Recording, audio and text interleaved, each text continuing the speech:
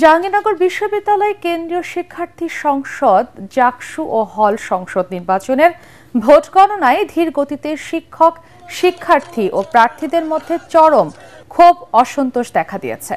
এরই মধ্যে বাকসাস ও স্বতন্ত্র প্রার্থীরা ক্যাম্পাসে বিক্ষোভ করেছেন।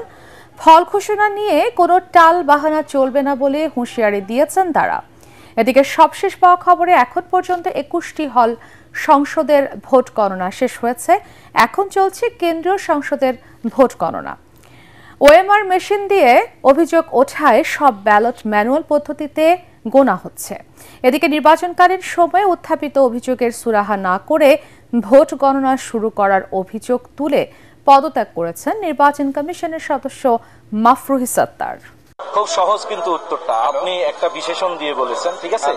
আমি এই বিষয়ে বিশেষণও দিব না, আপনাকে কিন্তু আমি হতাশও করব না। দেখেন, আমরা বহু আগে নির্বাচন কমিশন সিদ্ধান্ত নিয়েছি। কি সিদ্ধান্ত নিয়েছি? যে আমরা ভোট গণনা করব কিভাবে? মেশিনে করব, তাই না? তাহলে আমরা এখন ভোট গণনা করছি কিভাবে?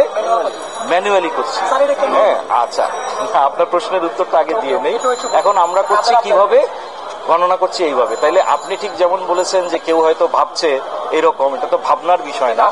বিষয়টা হচ্ছে কি যে সুন্দর অসুন্দরের প্রসঙ্গ না, ঠিক আছে। প্রসঙ্গ কাটে কিন্তু নিয়ম অনিয়ম।